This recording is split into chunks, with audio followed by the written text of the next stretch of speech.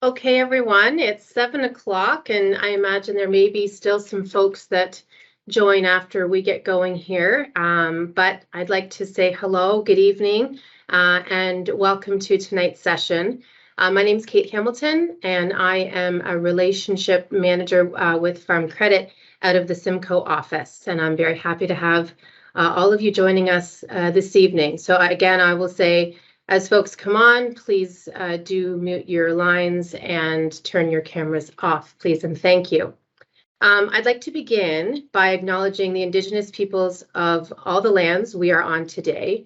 While we meet today on a virtual platform, I would like to take a moment to acknowledge the importance of the lands which we all call home.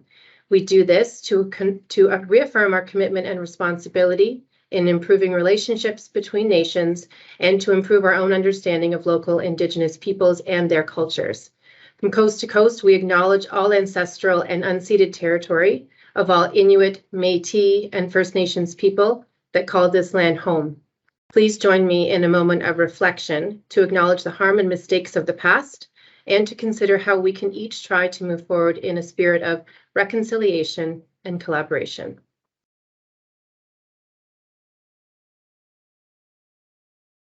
Okay, so first, thanks very much for taking the time out of your busy schedules to join us today. A few months ago, our team had a meeting, as we often do, concerning virtual events and what kind of information we wanted to share, what type of information do we want to bring to our customers. And one of the things that we talked about, and what we always talk about, is are we adding value? Are we sharing what people want? And what type of operations do we cover? So many of our staff, also being farmers on the side, we started talking about part-time operations or side operations, and whether we provide enough information to that specific sector of the industry. So fast forward to today, and honestly, our biggest challenge was trying to figure out what we were going to call the group. We know it's not really accurate to say you're part-time farmers. It's a job that takes many hours and a lot of passion, and no matter what, you have to be kind of it's an all-in kind of job. But regardless of how you define yourselves, if you're on the small part of a bigger operation, we're glad you're here. We hope the information that you hear today is useful and applicable, big or small. We're all part of the same community. So a few quick housekeeping items before I introduce my colleague who's going to assist in the presentation today, take the majority of the presentation actually. Today's session is recorded and a link will be sent out after the event if you wish to watch it again or share it with a family member, friend, or colleague. Questions will be answered at the end. Jennifer and I will do our best to answer those questions. In the meantime, you can also post questions in the chat. And if you don't know how to do that, if you look on your Teams screen and you look for a little bubble, a little chat bubble, it should say chat underneath, hit that, and then you'll be able to post chats for us to see. And one thing we're going to be doing throughout the presentation is we're going to throw out a couple of polls. So these polls are just give us the opportunity to get additional information from you, get to know you guys a little bit better. So first, I'm going to talk about Farm Credit. So who is Farm Credit Canada? We are a federal crown corporation founded in 1959. And a crown corporation, for those of you that don't know, means that we receive direction from the government of Canada. And our mandate really is to how to best support growth and prosperity in Canadian agriculture and the entire agri-food industry. And we're not a typical financial institution. We lend only to the agriculture and food industries. We build strong relationships, share knowledge, expertise with our producers, agribusinesses across the country. We're here to support farmers, entrepreneurs in those industries, and we hope to be a partner and a catalyst and a champion for the industry. So now I'm hoping we're going to practice our voting skill. There we go. our voting skills a bit. So as I said, we're going to throw a few of these polls out throughout the presentation just to make sure you're paying attention and keep you alert. These are confidential, so don't worry. We're not going to see names alongside answers. We just really want to hear what you know and hear what you think. So don't hesitate. This is really just for fun. So the first one is, what is the value of the FCC loan portfolio? So you see your options: 21 billion, 36 billion, 44 billion, or 51 billion.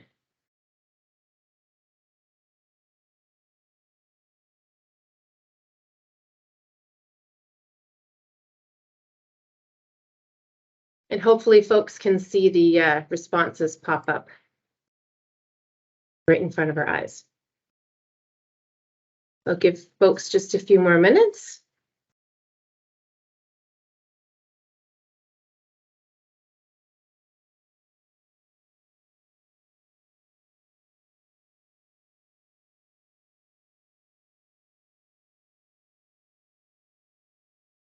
Okay. All right, I think we can move on. So FCC, as I said, is solely committed to serving the agriculture. Oh, Jen, can you flip to the next screen?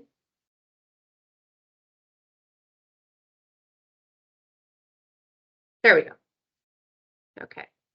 So FCC is committed to the entirely to the agriculture and agri-food industry, and our loan portfolio is 44 billion. So if you guessed, I'll say C, and as we know from all of our multiple choice exams that we've taken in the past, it's always C. So the answer is 44 billion. That's our portfolio. We have 102 offices and more than 22 employees across the country, serving over 102,000 customers. And next slide, thank you. Okay, so primary agriculture, you probably wouldn't be surprised, represents our 84% of our national portfolio. So that includes beef, dairy, poultry, hogs, fruits and vegetable, grain, oilseeds, and greenhouses. And then the remaining 16% goes into our agribusiness and food division. So that's agribusinesses and food enterprises such as crop input suppliers, equipment manufacturers, feed processors, bakeries, wineries, distilleries, oil refining even, grain handling and logistics. In fact, really, Farm Credit finances the entire agriculture and food chain. So from primary production at the farm level, all the way to what goes on your kitchen table and everything in between. We are really here to help and support the entire industry. And taking a little bit of a deeper dive at the national portfolio, we've been really growing since 1992. This portfolio is showing the amounts owing as of the end of March 2022, which would be the date of our last fiscal year end and the last annual report. And as you can see from that, by far our largest industry is grain and oilseeds at 30%, followed by dairy at 16%. So really the point of this to share with you is that we really do lend to a very diverse portfolio, again, spanning the diversity of the agriculture industry across Canada. Okay, so time to switch gears here, and we're going to move into what lenders are looking for when it comes to needing financing. And before I dig into that, I'm going to transition things to my coworker, Jennifer Peart. And I'd like to just give a little bit of background about Jennifer for those of you that don't know her. She is a Senior Relationship Manager in the Simcoe office and works alongside me. She's worked at FCC for just shy of 15 years now, with the last 11 years being in the Simcoe office. She's very passionate about the local and diversified industry in this area. In her personal life, she's very deeply rooted in her area. She owns a 50 cow dairy farm in Selkirk with her husband, and her absolutely adorable daughter, Olivia, who is 3 years old, and very excited about Christmas, as you can imagine. Jennifer graduated in 2006 at the University of Guelph in the agricultural business program, and she is a graduate from the 2017 Advanced Agricultural Leadership Program. She is an avid fan of the Toronto Maple Leafs and the Toronto Blue Jays. And I would like to say for all of my NFL fans out there, she is also a Denver Broncos fan alongside me. And I will just say it's been a difficult year so far. So Jen, take it away. Thanks, Kate. It's a pleasure to be here with everyone this evening, and thanks for taking some time out of your busy schedule to join us. So we'll switch gears here and jump into what the lending borrower relationship is. So lending is a complex deal where the lender takes on a lot of risk, as does the customer. When you receive a loan, the lender fulfills its end of the deal the moment the loan is advanced. Borrowers fulfill their end of the deal with every payment that they make, and the payment frequency can be weekly up to annual and any combination in between. Lenders rely on borrowers to keep up their end of the bargain, in some cases very far into the future, especially if we're doing a 25-year loan. This is why we're looking for well thought out financial plans showing strength and a strong sense of commitment and confidence in your idea. Communication, like in all relationships, is key, and making sure that the lines of communication stay open between both the borrower and the lender. That means we like to hear from you when things are going well, and also when things are not going so well, so that we can get involved and help resolve problems quickly and get things turned around on the right track. And we like to say we have a toolkit of different ways to help and support the industry. And like Kate said, we're deeply rooted in agriculture, and we want to see everyone succeed. So we definitely appreciate when people bring us in and keep us in the loop. Planning is key in the borrower and the lender relationship. And when it comes to working with FCC or any of the chartered banks, planning is key. The day-to-day management that you all make on your operations is crucial to the long-term success. And as we're experiencing some volatile economic conditions right now, certainly day-to-day management is even more necessary than it has been in the past.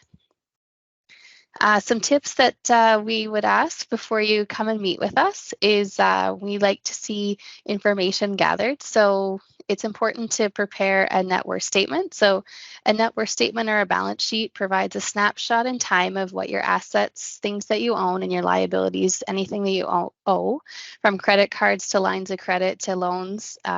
Those are all important to capture. It also shows how you could manage the requested loan. You'll need one net worth statement for each borrower or guarantor involved in the application, and husband and wife or common law partners can complete a joint application. We can also accept this online, so we would ask anyone on the call, if you haven't signed up for our online services yet, to please log on or reach out to us and we can send you the link to sign up, as it is a very easy process to complete it online as opposed to pulling out the pen and paper.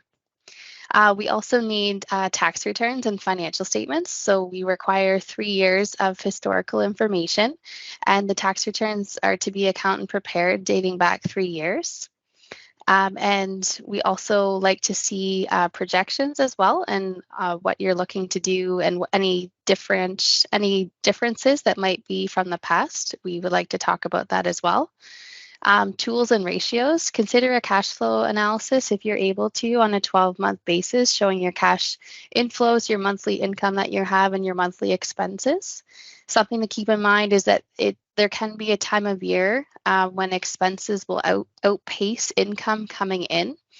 As an example, for most people planting cash crops, when you start to open the mail in July, you realize that your fertilizer and chemical bills are rolling in, and your income from selling that crop won't happen till about now. So there can be some cash flow crunches, and that's when it makes it essential to have a line of credit or or ACC Farmers Financial Crop Advance or something to help you cushion the blow, I guess, of opening the mail in the summertime. Financial ratios can be calculated to determine the health of a business, and it's important to switch to accounting software like Ag Expert to make it easy to keep track of your ratios and to have quick and up-to-date information to share with your lender. And finally, the last thing that's really important to prepare is a business plan. If you're new to farming or if you've been in farming a long time, it is important to write down on paper what your plans are and to explain any shifts from historical results. Also a good idea if you have any off-farm income, recent pay stubs, or anything indicating that you have a pay raise, along with an employment letter are also very helpful. And certainly we do require photo ID as something to verify your signatures. And although we do use DocuSign, we still need to know that you are who you say you are. And certainly business planning like a business plan basically is a roadmap to where you're wanting to go, which we use this common term here that if you head to a new city, you'd probably turn on your GPS and follow that through. And a business plan is basically a GPS to running your business operation.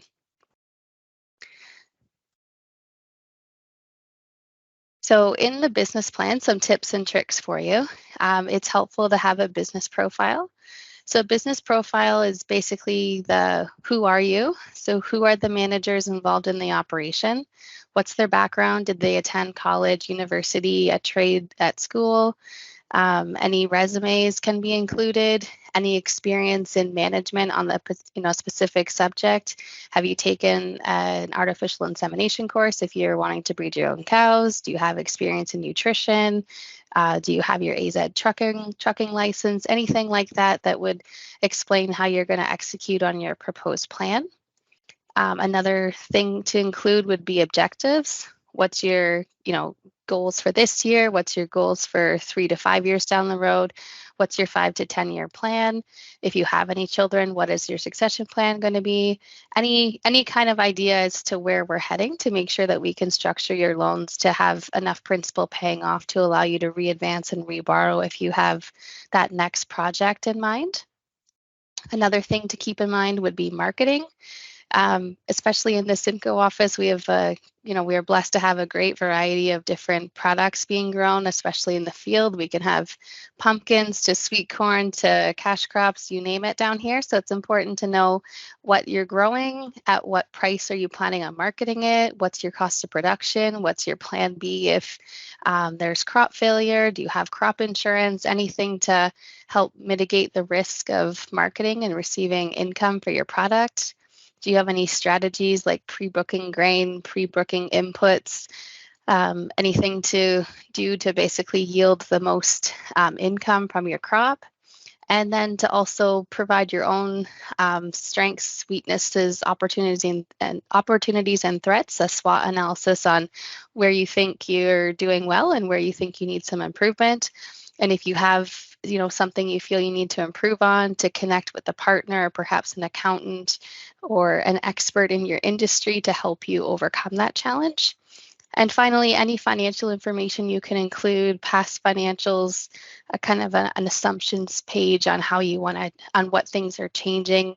For example, if you were, renting a farm and suddenly you want to switch to owning it, what's that rental cost? And can that rental cost that you've been laying out switch to making payments? Any kind of changes that might help generate cash to pay loans is all important to know. FCC requires 25% in a down payment on new lending, typically on land loans, except for our folks that are still under 40. We have the Young Farmer Loan at a 20% down payment for loans up to $1.5 billion. I do recognize that is a lot of money to come up with, especially given the rising land prices these days, but it's very common to pledge another property as security rather than making a full cash down payment. And you also could do a combination of both, sell your house in town to put some cash in and perhaps leverage another property as well to come up with that. And we can also take an equity pledge from a family member as for them putting up another piece of property to help you cover off that down payment piece. But the only requirement is that they'd also have to sign on the FCC loan agreement. So that's something that needs to be discussed. Another thing to look out for is application fees. Sometimes when you read the fine print on the loan agreement, there could be annual review fees or renewal fees. So just keep in mind, just do your homework and make sure you're aware of what's happening. And then certainly the longest we can do a loan over is 25 years in time frame on amortization. And we offer variable and fixed rates. And it certainly has, that's changed a lot in 2022. So definitely something to keep in mind. So the variable versus fixed, the FCC prime rate follows the CIBC prime rate, which is now 5.95%. And we are expecting it could possibly rise yet again this winter. The decision to fix or lock in your interest rate to keep is up to you, and it's the reason for fixing is to keep your payments defined for a length of time. So if you fix for 5 years, that means for the next 5 years your payments will be exactly $2,000 a month, as an example. So it does help for peace of mind to give you some confidence that way in knowing what income level you need in order to make your payments. And certainly it is a good idea to try and structure the loan to pay off when the assets useful life is used up. So it doesn't make sense to finance a tractor over a 20-year amortization when it might only be good for 10 years. So we try the 10 years, the maximum amortization on a tractor. While you could have a 20-year-old tractor, certainly if the usefulness of it certainly depreciates quickly after that 10 years. To give some more information on interest rates, as I mentioned, they've changed a lot this year. So just taking a look at the impact of a 1% rate hike. So if we use the $1.5 million young farmer maximum limit, for every 1% rise in interest rates, that increases your payments $15,000 per year, which works out to $1,250 a month in extra costs that you will have. So just to keep in mind that we've basically seen almost 4% rise this year. So that's basically an impact of $60,000 a year if you were borrowing $1.5 million. So then to give you some information on interest rates, inflation and interest rates are directly connected. The Bank of Canada inflation target is only 2%, which we all know is much higher than the current inflation data. The rise in interest rates isn't, and the aim of it is to slow inflation by increasing the overnight interest rate, which affects the whole banking system and slows aggregate demand in the economy. An overnight rate hike increases the prime rate and the variable rates instantly. So that's the downside to being on variable, is if they change it one day, then your interest rate goes up the next. Whereas if you are fixed, your rate will hold the same. Loan payments adjust upward under a variable rate unless payments are fixed. And in the latter case, most of the loan payment does go towards interest, as interest is front loaded at the start of your loan. When the Bank of Canada overnight rate remains low, that means variable is an attractive option, which it has been up until just very recently. To give you some context, in the last in March 2019, 44% of FCC loan disbursements, so FCC funded loans, were done on a variable rate. And this is flipped the other way, that almost 44% of all new loans now are done on fixed rates. So certainly things have changed a lot, and we need to make sure that people are able to service their debt regardless of what the interest rates are. And FCC does do our due diligence. All the staff are required to sensitize. Can the customers afford the loan at 2% higher than what we offer them, to make sure that we are doing our due diligence to make sure people can still afford these loans if interest continued to rise. So switching gears, I'd like to share some tips on we call them the 5 C's, which is kind of an industry standard term on how we assess loans. So the 5 C's are as follows. So character is our first main metric in assessing an application. So character assesses the person's experience, capabilities, and overall management skills. This includes financial planning, the package we receive, and the good feeling we get when we hear the passion and the plan from the customer.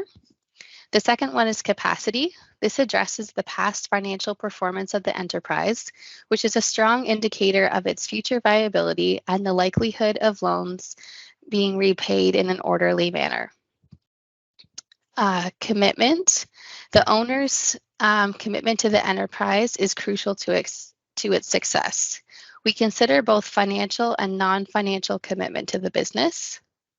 This can include pledging a personal asset, putting cash in, selling a farm maybe to make a larger project work, whatever it takes, I guess, to roll up your sleeves and get things done.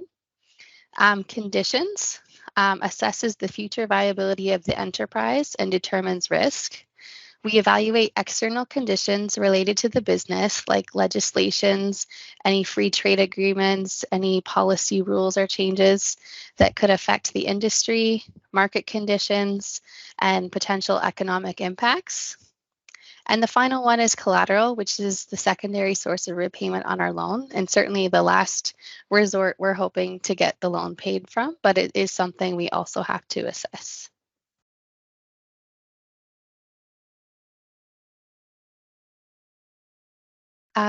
Do you want to pause, Kate, and maybe take a question there?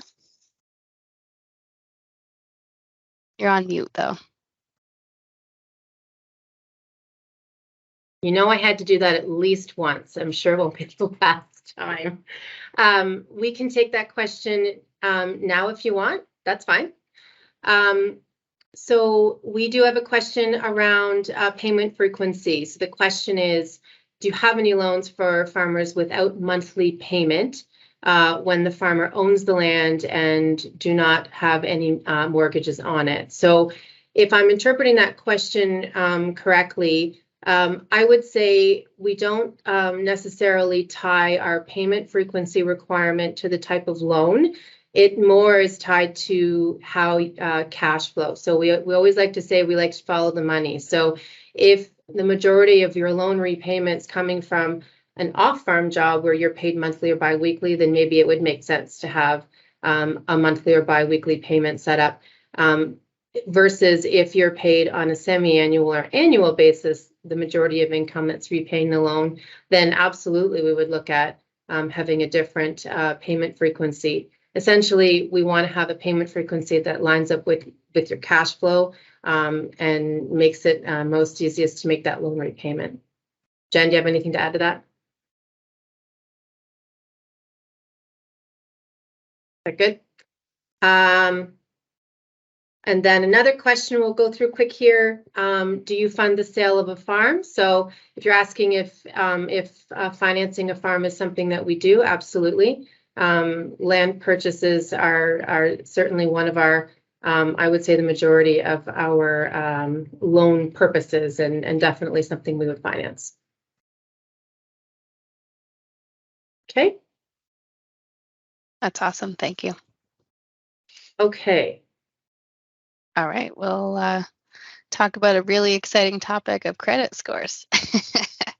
So certainly credit scores are very important, and that's a really good indicator for us especially on new customers, on their ability to repay loans and what their credit history is like. So once you're a farm credit customer, we can keep track of your payment frequent, how often you pay on time and how often you don't. So that's easier for us to assess, but especially on new customers, your credit report is really important. So the scores on the credit report range from 300, which is horrible, to 900. And generally, if someone scores 650 to 700, they should be good. Anything less does present some questions about credit worthiness. There are reason codes to explain why the customer didn't score the maximum amount, but certainly keep in mind, ideally you would like your score over 700. I think we got another question here, Kate.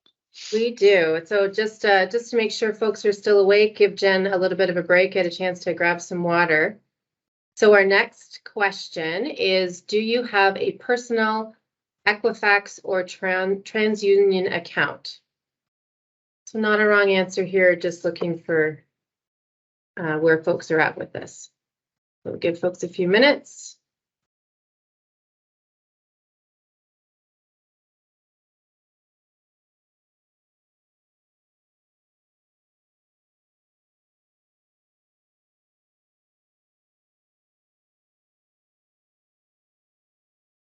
Okay. So, like I said, not necessarily a right or wrong answer here, but we just wanted to get people to think. Having an Equifax or TransUnion account is protection, some protection against identity theft. So if someone's trying to get credit under your name, you're going to know right away every time a credit inquiry is made under your name. So that can help prevent fraud, or at least help prevent fraud from getting too far down the path. And just to note, some credit unions and banks will pay for the service for customers. So don't be shy to ask your bank or your credit union, or subscribe, or you can subscribe online yourselves. It's really quite easy. Back to you, Jen. Very good.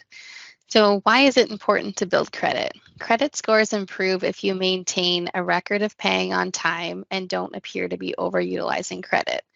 A thing to watch out for, though, if your phone bill is due on the 20th of the month, you actually have to pay by the 19th, or you do get a 30-day late score if you pay on the 20th.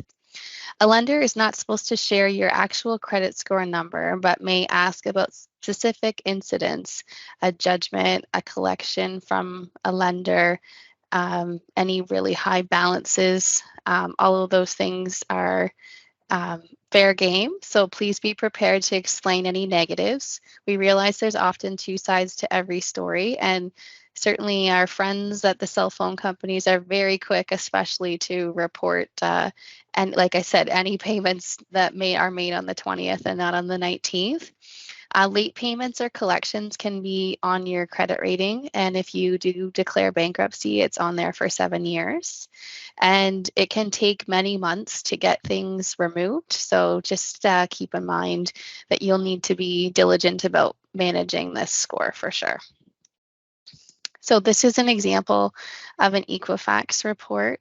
You can see we've whited out the person's name at the top, but that's where I guess we call it tombstone information would be at the top. The score is 797, which is very strong.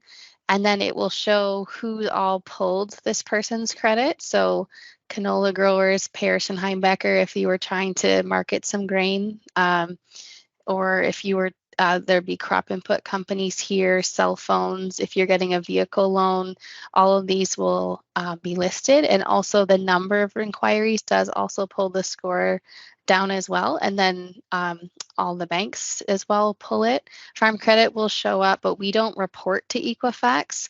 So we don't actually tell people how you're doing or not. As a Crown Corporation, we can't report to Equifax, so we do look at it.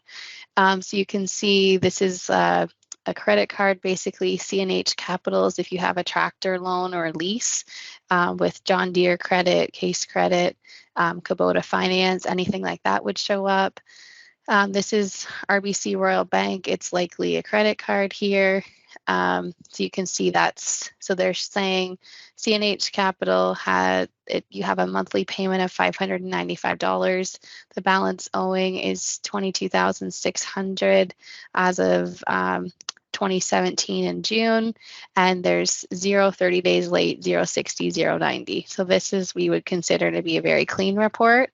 There is one 30-day late payment here on this credit card, which so that you can see that's how the score dropped, probably from well in the 800s back to the 797. And this is showing you, this is in French, but this shows you that there was some payments that weren't quite up to date, and there can be different codes, but it's not so much the codes that is the important thing. It's more this 30, 60, 90 is the bigger issue there. So just to keep in mind. Switching gears a bit to cash flow, it's really important to understand the 12-month cycle of cash and how frequently you'll be paid to match your bill payments to make sure the frequency of your payments and the frequency of your income match. And like I mentioned earlier, if you're in a shortfall on when you have more expenses in a month than income, you do need some kind of secondary source of cash, either your own cash, a line of credit, or some assistance from a family member to help float you through. So you don't want to be on E, especially you don't want the fuel tank or the cash tank in this case low starting in April, because certainly if you're growing a traditional 1-year season crop like corn or soybeans, you want to make sure to start the year in April with a good source of cash flow, as you'll be running that mailbox of bills out until the crop comes in right now. So cost of production, just wanted to go over that a little bit, switching gears to the expense side. So variable costs can be divided into two types. There's direct and indirect. So if you took it on a grain farm, direct variable costs are likely to change for each crop, since the cost of seed, fertilizer, and crop protection products will be different for each crop. Indirect variable costs change depending on the level of production, but it can be difficult to assign specific amounts. So an example would be fuel, labor, and utility costs. And often the costs of these per acre are assigned equally, as it's difficult to assess, did you use the fuel on your soybeans or your corn? Fixed costs are expenses that stay the same regardless of your level of production. These include interest on land loans, property taxes, and machinery depreciation. You have fixed costs of machinery. So for machinery, the capital cost allowance or amortization used for calculating income tax is a starting point for figuring out your fixed costs. It may not reflect the real depreciation or what it will cost when it's time to upgrade, but certainly if you have any questions, seek out your accountant and get them to help you with that. And when you're calculating land costs, if you're renting land, the rental costs and loan payments are obvious expenses, but what about your equity in the land? Although it doesn't come out of your cash flow, there's an opportunity cost associated with land investment. For that reason, it's common to apply a land investment cost compared to what the money could be earning in a low risk investment like a GIC. Another cost to consider is your living costs, which we all know have gone up quite a bit when you consider your Costco bill from a year ago to now. Cost of production and living costs is cost of production is sometimes calculated without living costs, and this is a bit deceiving. It might be reasonable if the owners have other sources of income, particularly off-farm jobs, and they don't need to draw income from the farm. But it is important to calculate if withdrawals of cash are needed from the farm in order for the family to live. This does need to be included in your calculations. And one thing that's valuable to do is benchmarking. So it's important to monitor how your farm is doing on a year-by-year basis. And that can be really helpful with an accounting tool to compare your current year to your prior year. And it also helps you to know your cost of production compared to other farms in your region. Farm Credit actually has started doing benchmarking in a few sectors. So if you're interested in participating in benchmarking, please reach out to your lender and your relationship manager at FCC, and we can work through that with you. Budget projections and cash flow forecasts. It's important to prepare a yearly projection and consequently split that projection for the whole entire year and divide it into 12 months to see what your monthly cash flow needs are. It is also helpful, if possible, to do a projection up to 24 months in case things are changing, but we'll look at anything, but certainly if you can budget for an entire year, it is helpful, except when you're in a rapid growth phase. It is easier sometimes to have multi-layers if different things like a extra acre of greenhouse or, more crops, more apple orchard is coming online, something like that, into production, to take all that into consideration. So we'll switch gears now and talk about some ratios that are important to know. So the current ratio is the difference between someone's current assets and current liabilities. The higher the number, the better, as that means you have more liquid assets to deal with immediate liabilities. If the number is less than 1, the ratio is less than 1, it means the operation doesn't have enough current assets to cover debt payments due in the next 12 months, which means it'll probably going to feel a little tight on your operation, and there's likely something that you need to be addressing. Another ratio to keep in mind is the debt service coverage ratio. And this is defined as the difference is defined as someone's ability to generate income to meet their term debt payments. And again, the ratio in this case, the higher the better. And if you're ideally around 1.3 for a ratio, so you'd have 30 cents buffer on your payments that you need to make. But if the ratio is below 1, that means you didn't generate enough income after operations to pay your payments, which means, again, you're likely feeling a little bit tight, and we would say that you're in a shortfall position on your payments. So likely your operating loan or your line of credit is starting to back up and you can't clear that off. We also look at debt to equity ratio. While current ratio and debt service capacity ratio measure liquidity and cash flow of the business, the debt to equity ratio measures the solvency and the ability of the operation to meet long-term financial obligations and to see how much room you still have on your operation to basically sell everything and walk away with still cash in your pocket. And another key ratio that we assess is operating expense ratio.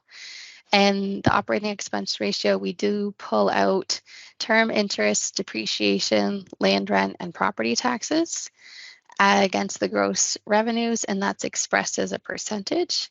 And this indicates the amount of each dollar of revenue that goes to pay operating expenses. So as an example, the average operating expense of cash crops in Ontario is 65%. So there's 35 cents of income and 65 cents of debt as an example. So those are some key ratios, and certainly the financial information will vary depending on the nature of the operation, and if it's a mixed operation with multi crops or multi enterprises, cash crop and poultry as an example, there could be some different things happening, but overall, that's the nuts and the bolts of the numbers there. So just digging in a little deeper. So as I mentioned, current ratio is the difference between someone's current assets and current liabilities, which is essentially known as liquidity. As I said, the higher the number, the better. A ratio under 1.5 would be ideal. Most cash crop operations are at 1.25. So they have a 25-cent buffer over what they need to have. Debt service coverage is one of the first indicators that FCC will look at when you're looking into borrowing more money. And it's basically looks at the producer's ability to generate cash flow or debt service capacity to meet their debt service obligations, which includes principal, interest, and lease payments. And our internal benchmark is 1.30 for a ratio, which means for every dollar going out, $1.30 should be coming in.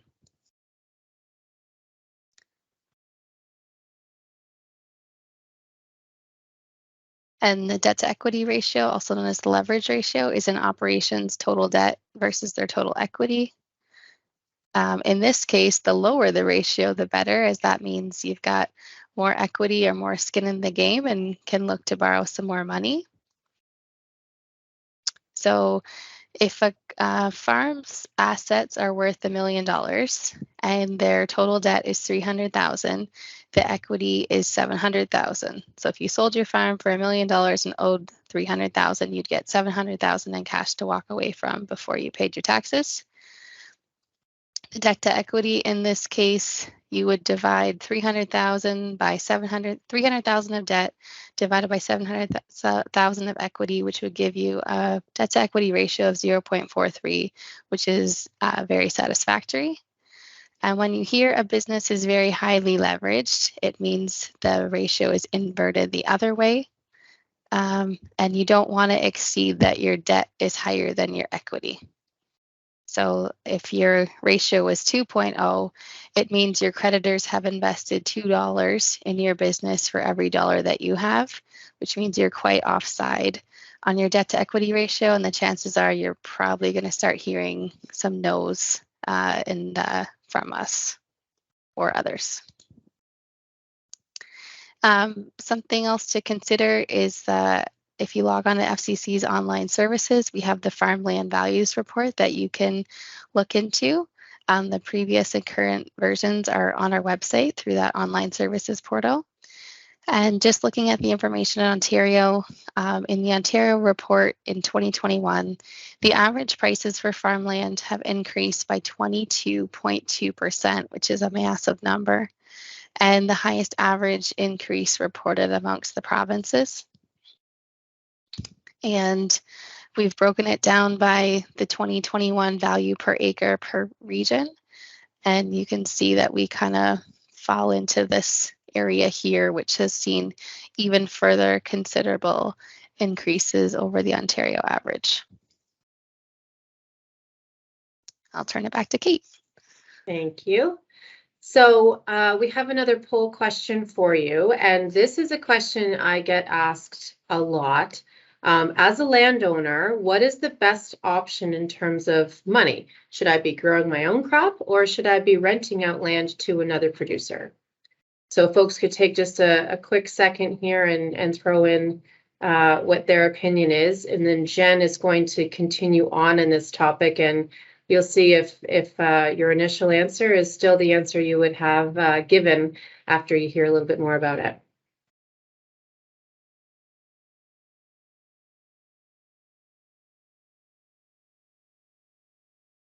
And folks, if you haven't noticed, the results of our polls are in the chat for you to see how your answer compares to your peers. Okay, Jen, can move along. Perfect. And just wanted to share, if anyone is on from a province outside of Ontario, that you can reach out to us, or you can log on to your online services and see your province's land values instead of just Ontario like we had in the presentation. So to own and to grow your own crop or rent your land out, we've got a scenario here to help you work through that decision, as that can be a big decision facing us sometime. So the scenario for renting, the decision to rent your land out or crop the farm yourself without owning your own equipment. So to set the stage, you own a 100-acre farm, 95 workable acres. You could get $200 per acre in land rental income. And the easy math here is 95 workable acres times $200 per acre works out to be $19,000 per year in income. You'll have no operating costs to grow the crop, and essentially will net that number and have no stress, no fuss, no muss, and get your check. Or you could you could switch and grow corn on that same 95 workable acres. And in our scenario, we have that you don't own any equipment and can't do any of the work yourself.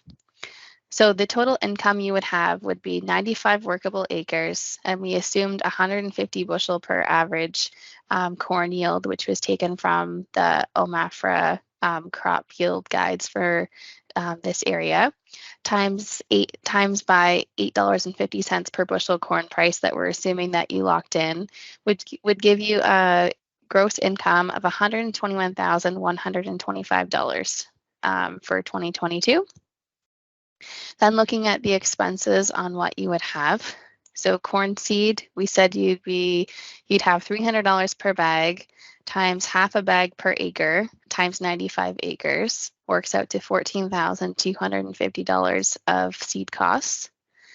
Then you'd have cultivating if you didn't own your own equipment at $25 per acre times 95 acres, which is $23.75. Then you'd have planting costs, which is $25 per acre times 95 acres, which is $23.75 again.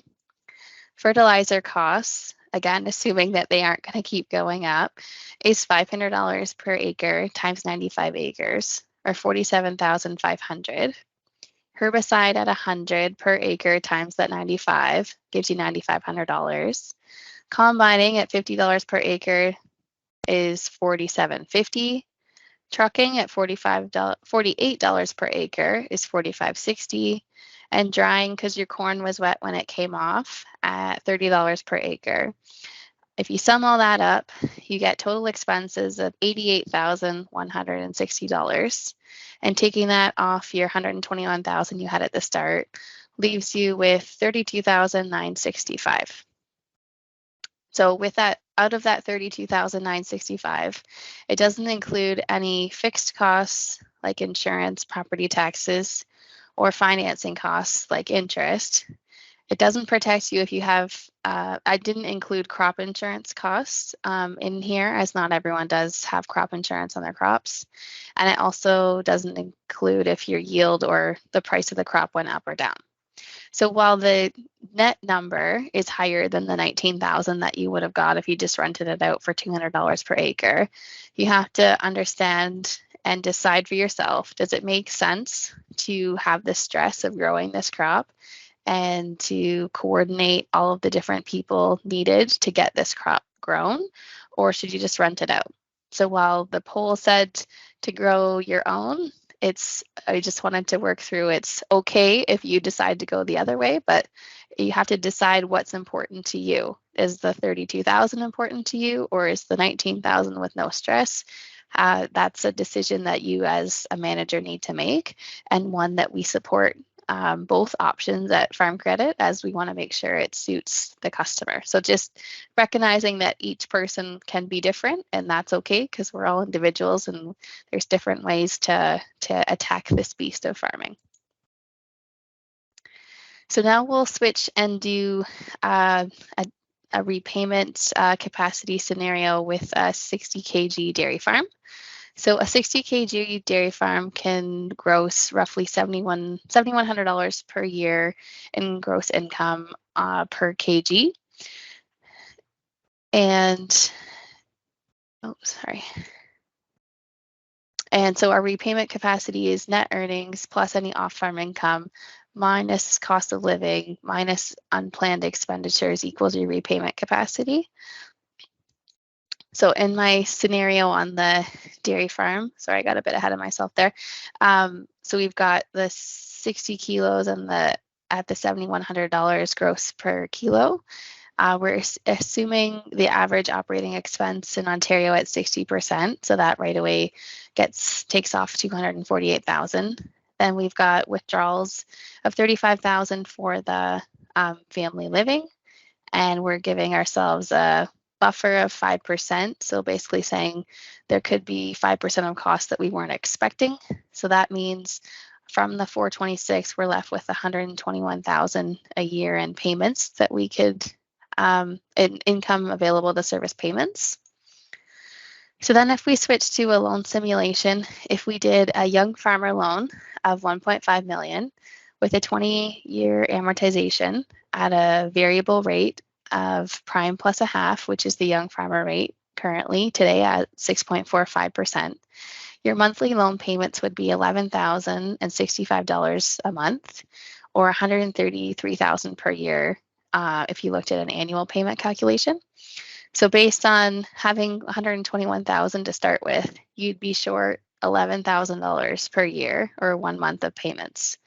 So just something to note is that certainly this scenario, when we had this in a presentation from previous, was at 4%, and at 4% the person wasn't short. So just to share that rise of 2.45% in interest has really made a difference on people's ability to service debt. And if you go to our website at fcc.ca and go to the it's /calculator, that gives you the mortgage calculator. You can do mortgage, equipment loan, or lease, and you can change all the payment frequencies, the loan amount, the interest rate, and the years, and hit calculate, and it gives you how much your payments will be and how much interest and principal you'll pay over the life of the loan. So it certainly is a good tool if you haven't found that already. And actually, the Farm Credit website does have lots of resources for you to look at as well. So just wanted to share some 5 errors that we see or tips and tricks we'd like for people to avoid going forward. So farmers can improve the likelihood of a successful loan application by presenting a solid business plan with realistic projections. When a financial institution declines a loan application, it doesn't necessarily mean that the project itself isn't worthy. Sometimes it's more to do with how entrepreneurs build their business case and their risk mitigation plan and their plan B if something starts to go sideways. Applicants should remember that their lender can usually make suggestions that will improve their eligibility at a later point in time. And I have had that scenario exactly where I've given the customer some pointers and they've come back in a year or two and we've been able to do it. So a non-existent business plan or an incomplete business plan, as you can see from the illustration with the missing puzzle pieces, is one of the reasons that starts to hold applicants back. Success in getting a business loan is all about preparation and management. Documents such as business plan, cash flow projections, financial statements, and a good credit rating report and credit bureau score are all great assets to allowing us to support you in your business plan. These factors can also help to persuade a lender that a loan is necessary for their growing business and that the plan is a good risk return and investment. A solid business plan also identifies challenges and opportunities, and it enables a producer or agribusiness to take appropriate action and monitor progress. And we have a sample business plan template found at our website at fcc.ca/business plan if you're looking for a resource to start with. Number 2 is our broken piggy bank illustration here, basically saying if your budget is too optimistic and isn't reached, that's usually another reason. Inadequate allowance for cost overruns. Certainly building projects are challenging to finance in that we do ask customers to build in a 20% overrun, but certainly during the post-COVID era when expenses and cost of materials have risen so fast, it has made it challenging to budget out those finance projects like that. So just keep in mind, anytime you can mitigate a fixed cost contract or try and buy supplies in bulk or to do something to keep the cost down is very helpful. Certainly, you need to be realistic in your market data and how likely the product or whatever you're trying to sell will actually be marketed, and to make sure you actually get paid in return for what you're selling. And certainly make sure to consult with other people, other professionals in the industry. And if you need help on who to reach out to, your accountant or lawyer or other business owners or key industry partners are useful. So we recommend that applicants surround themselves with advisors and mentors who can challenge and validate their business plan prior to the loan application. Also consider getting a mentor, as they will tell you if your budgets are too high or may encourage you to re-examine your plan. And great entrepreneur plans for the unexpected and should be confident and knowledgeable about the numbers they are presenting on the table. And I will switch it back to Kate to let her share some information about our product offerings. Perfect. Thank you, Jen. So yeah, I'll just go through a few of our loan products and share some the purposes of those products and some of the key features. So we'll start with the FCC starter loan, and really it's set up to address our very young, potentially new entrants into the agricultural industry. It's really designed to open that conversation with our youngest entrepreneurs that are over the age of 18. And so if folks remember, and maybe you folks on the phone are that age, and you have a dream and you have something you want to pursue, and this is a loan product that Farm Credit has to help you do that. It also is designed to increase our customers or prospective customers' financial literacy. So a lot of the the numbers and terms that Jen has just gone through today, it's really important that we increase that literacy in the next generation of our agricultural producers and agri-food entrepreneurs. It's an opportunity to help customers establish their credit history, and we do have an online application to help streamline the process.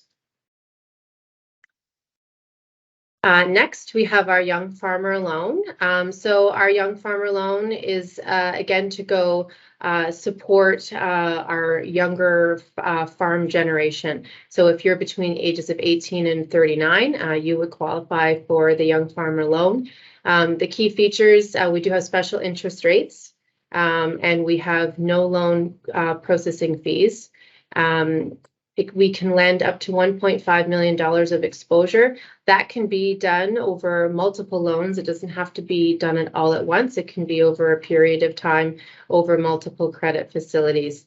It also provides a 1-year free subscription to our Ag Expert premium bundle, and I'll talk about what that is. It's on our online accounting software, but I'll get into that, but that does have a $499 value. Next is our FCC transition loan, and it's exactly how it sounds. It allows customers to transition their operation to another buyer without putting their own money at risk. So a really easy example is transitioning the farm operation to the younger generation. So what this does, it allows you to have a lower down payment, and then the rest is payable over a period of 4 years, but the entire loan amount and payment is guaranteed by Farm Credit. So the purchaser is able to optimize their cash flow. They may not be able to put everything up front, but the seller will be guaranteed to get that payment over a period of time. And in fact, sometimes that is important to do it over a period of time because of tax implications. Okay, so our young entrepreneur loan. So similar to our young farmer loan, this is focusing the same age demographic, 18 to the age of 40, but focused on our agri-food side of the agri-food industry. So again, special interest rates, there are no loan processing fees, and it can have an exposure up to $1.5 million. Again, doesn't have to be all at one loan. That could be multiple loans over a period of time. We have a young entrepreneur program, and so FCC certainly is committed to empowering women in the industry of agriculture and agri-food.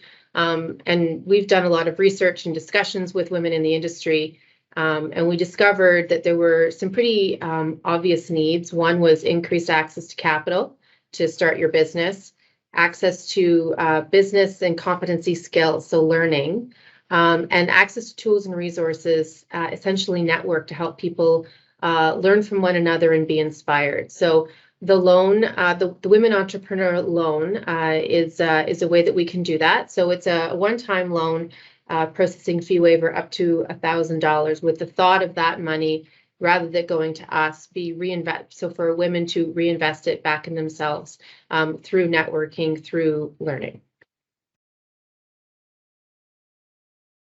FCC also has financing tools to support our crop input purchases.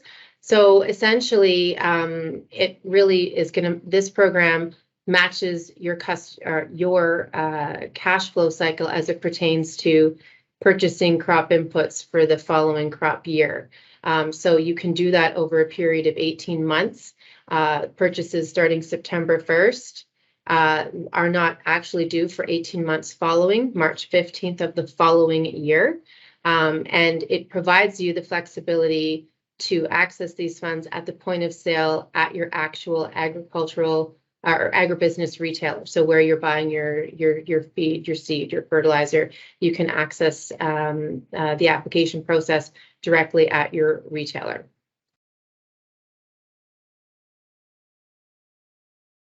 And then I'd also like to highlight, I mentioned just a few slides ago, Ag Expert. So we have two different kinds of software. The first is our Ag Expert Accounting. This is an industry standard in farm accounting, so you can manage your payroll, you can net file your GST, your HST, create income and expense reports. It's a way to very securely share your data. It is certified, which means it is protected to the highest standards available. And then we have our Ag Expert Field, which is an online software that allows you to manage your field data. So you can track your inventory, plan crop rotations, track cost of production. And we do have a mobile app to allow you to do that, basically wherever you are in the field, in the combine, in the tractor. So for both of those, I would direct you to agexpert.ca for more information.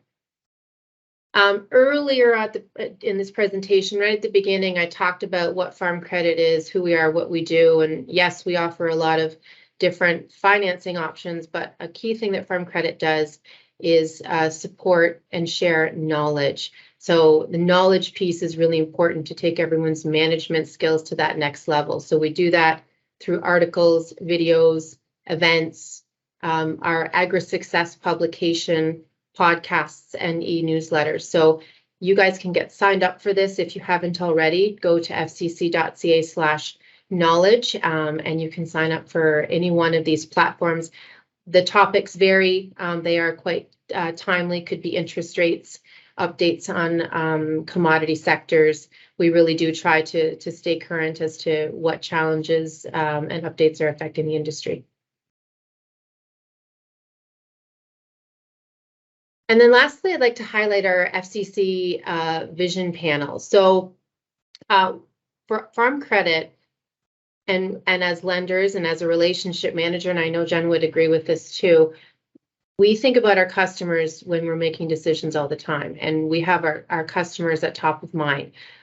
So one of the ways that we keep a pulse as to what our customers are thinking and what's going on in the industry is to ask our customers. So we have more than 4,000 people that are members across the country involved in some part of the agriculture and agri-food industry. It's a way for people to share their opinions, their ideas, and make suggestions that we hope will shape the direction of the agriculture and food industry. Anyone can join. You do not have to be a Farm Credit customer. So we have lots of members that are not customers, so that's not a requirement. Essentially, members get surveys. They may, throughout the month, they might get asked to participate in virtual customer focus groups, just various touch points that allow us to kind of glean information and get people's opinion on pertinent topics in the industry. And for folks that are interested in that, I would direct them again to fcc.ca. So, home stretch, one last question before we go into our last topic. So, what is the percentage of farm operators working part-time off the farm in Canada? And I'll give folks a few seconds to slide in their answers.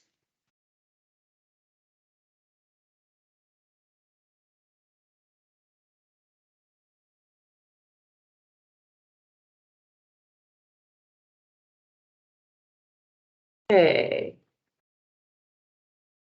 All right, poll closed. Next slide, Jen. So, and I'm sure this isn't really surprising to a lot of people, more farm operators are turning to off-farm work. And in fact, based on the last census, we saw farm operators working off-farm increasing by 3.8%.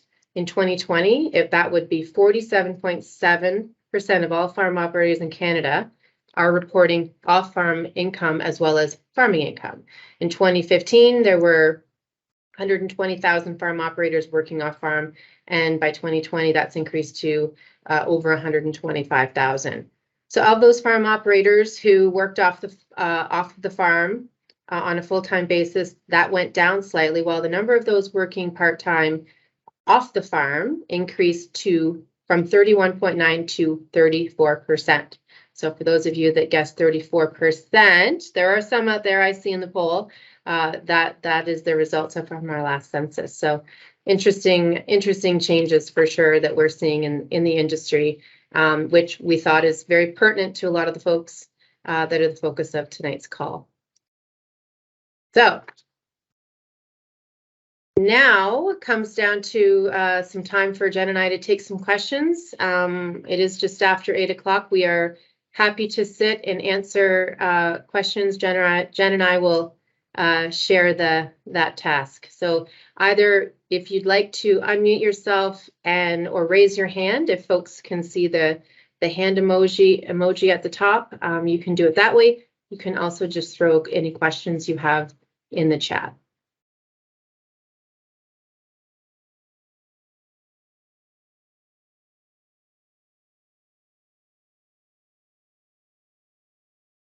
This has been a very well-behaved group. We didn't have to ask anyone to mute their line. I was the only one who was misbehaved, not unmuting myself.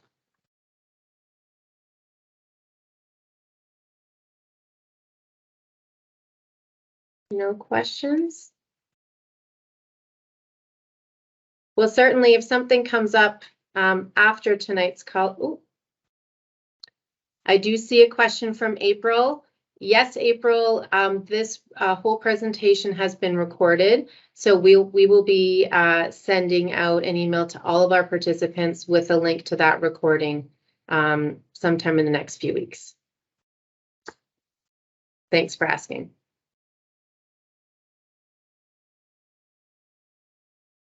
Oh, and I see a question regarding cost of production versus cost of goods sold. Which is more important for farm businesses?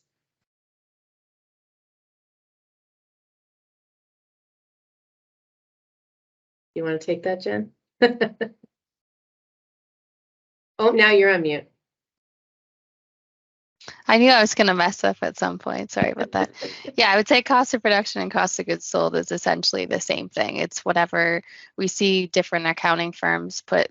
Most cost of goods sold is kind of a industry standard term in accounting. So that would be usually where those numbers are found. But I would say it's more of an agriculture term to do cost of production, just as we are production producer. So I'd say hopefully that answers it. But it would certainly, knowing your costs and what it costs to grow your crops or grow whatever you're doing is extremely important. And I'd say that's one thing that will become increasingly more important going forward as costs are rising, all costs. So it is important to understand them and know that it's, I'm netting $200 an acre growing soybeans or whatever it is that you're doing. And it's important to know what your costs are. And we were trying to give you a sneak peek into what we're thinking with my costing example there. So hopefully that helps.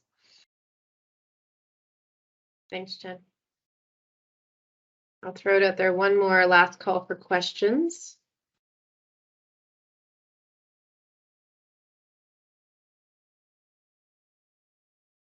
Okay, so I'm gonna wrap this up. If anything else pops in, we'll answer that. Any more questions? But I just wanted to thank everyone for taking the time. We know we talked about it, how everyone on this call is extremely busy, but it says a lot for those that are wanting to take that time and reinvest in yourself and learn a little bit more about financing, about farm credit.